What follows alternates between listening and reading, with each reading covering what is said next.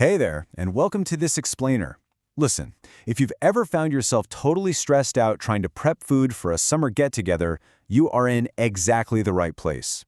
Today, we're dissecting a dynamic dessert engineered to solve literally all of your summer hosting problems. We're talking about the ultimate make-ahead tart cherry crumble bars. To really understand why this recipe is such a lifesaver, we first need to ask a pretty basic question. What actually makes the perfect picnic dessert? I mean, if you bake during the summer, you already know the struggle, right? You're fighting against melting chocolate in the blazing sun. You're dealing with fussy pies that just completely fall apart the second they hit a paper plate. Or, you're left with soggy-bottomed fruit bars that looked amazing in your kitchen but turned into absolute mush in the cooler. So let's dive into our checklist. For a dessert to truly achieve picnic perfection, it absolutely must travel beautifully in a cooler or a basket. It needs to experience zero melting in the summer heat, and crucially, it should taste even better on day 2, holding up for those random weeknight dessert cravings. Well, the Cherry Crumble Bar is basically a superhero solution that effortlessly checks off every single one of these boxes. Just to give you an idea of the incredibly comforting charm of this bake, the recipe creator shared this little memory, saying, "Our kitchen smelled like brown sugar and warm fruit by 10 in the morning. By Sunday afternoon, they were almost always gone." I love that. That nostalgia perfectly captures the inviting vibe and just absolute reliability of these bars. They're designed to be loved, shared, and most importantly, devoured quickly. All right, let's get into it with Chapter 1, the double duty dough. So the entire foundation of this recipe relies on what's called a double-duty dough. It's exactly what it sounds like. One buttery oat mixture that acts as both the firm base crust at the bottom and the loose golden crumble topping on top. The sheer efficiency of this technique is just brilliant. It means you're using just one bowl and taking one rest period. Plus, it guarantees a consistent, delicious flavor from the very top of the bar all the way down to the bottom. Notice the simplicity here. We're looking at basic, everyday pantry staples: flour, brown sugar, cold butter, an egg, vanilla, baking powder, and a little salt. But really pay attention to those 1.5 cups of old-fashioned rolled oats. Those oats are working hard for us. Sure, they contribute dietary fiber, but more importantly for this bake, they are the absolute secret to creating that dense, buttery, shortbread-like texture that forms the sturdy base of our bars. Now there is a culinary why you need to pay attention to here. Cold butter is absolutely critical for both the crust and the crisp crumble texture. If your kitchen is warm, which, let's be honest, it usually is in the middle of summer, you should actually pop your cubed butter into the freezer for about 10 minutes before cutting it into your dry ingredients. Doing that prevents premature melting and guarantees you get that perfect crumb structure. Moving right along to Chapter 2, the jammy cherry filling. Now, you might be wondering, why not just grab any old bag of cherries from the store? Well, comparing tart cherries to sweet cherries reveals exactly why this recipe specifically calls for 4 cups of unthawed, frozen tart cherries. Tart cherries, sometimes called sour or pie cherries, deliver this classic tang, a brilliant ruby red color, and a really complex traditional baking flavor. Sweet cherries, while amazing for snacking, are way sweeter, far less complex, and they really lack that traditional baking zing. So tart cherries are definitely the superior choice here. But here's where it gets interesting. Elevating those tart cherries comes down to the chef's secret weapon, and it all boils down to exactly 1 tablespoon. Specifically, 1 tablespoon of Traverse Bay Farms tart cherry juice concentrate. This is such a smart trick because it illustrates the strategy behind the concentrate perfectly. It literally doubles the cherry intensity in the filling without adding any extra runny liquid. Think about it. When you bake fruit, moisture is the ultimate enemy of a sturdy bar.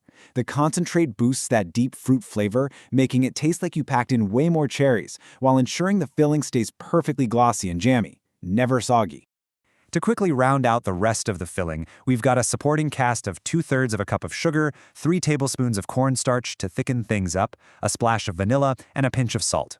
But definitely take note of that 1 tablespoon of fresh lemon juice. That acid is crucial. It brightens the entire mixture so the fruit actually tastes intensely like itself instead of just fading into the sweetness of the sugar. Okay, Chapter 3, Execution and Pro Tips. The baking flow for this is incredibly streamlined. First, you mix the dough and reserve 1.5 cups of it for the top.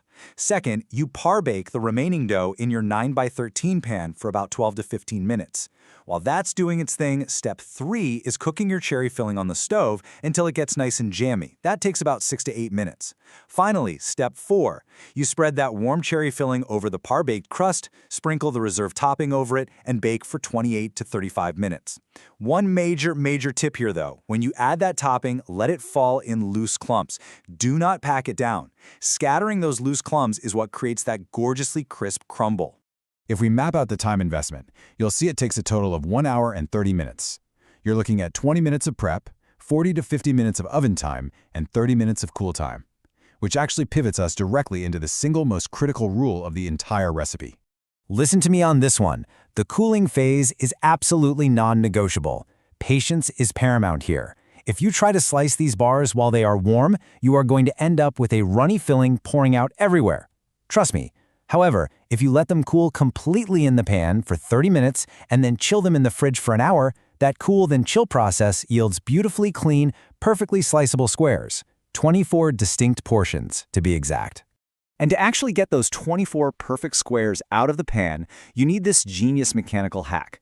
Use parchment paper with an overhang on the long sides when you first line your 9x13 pan. That overhang basically creates a handle, allowing you to effortlessly lift the entire baked slab out of the pan once it's cooled without breaking a single bar. It's a total lifesaver. Finally, let's wrap up with Chapter 4, Storing, Serving, and Versatility. Take a look at this make-ahead lifespan. It's wild. These bars will last for 2 whole days in an airtight container at room temperature. They'll last for 5 days covered in the fridge, and get this, they'll survive for up to 3 months if you wrap them individually in parchment and foil and toss them in the freezer. This incredible shelf life really reinforces the magic of the recipe. Baking on a Saturday provides you with ready-to-eat, sturdy desserts for the entire week. In fact, they're specifically designed to taste even better on day 2 as the filling sets and all those flavors really meld together. And you aren't locked into just one way of eating them either. This single recipe adapts to pretty much any social scenario. You can serve them warm with a scoop of vanilla ice cream for a nice Saturday night dinner party. You can eat them cold right from the fridge for a midday picnic at the lake. You can cut them into smaller squares for baby showers or cookie trays, or just keep them wrapped individually for weekday lunch boxes. Before we finish up, I want to drop one final expert tip to really level up your bake. Try folding a half cup of roughly chopped Traverse Bay Farms dried tart cherries right into that reserved crumble topping just before you bake it. Those dried cherries will soften up slightly in the oven, creating these amazing little jammy pockets of extra texture that make the crumble completely irresistible. So, looking at the science of the double-duty dough, the moisture-controlling magic of that cherry juice concentrate, and the unparalleled shelf life, I'm going to leave you with this question. Are you ready to bake the ultimate summer dessert that actually gets better tomorrow? I highly encourage you to try out this engineered make-ahead marvel for your next outdoor gathering. Thanks so much for joining me on this explainer, and happy baking.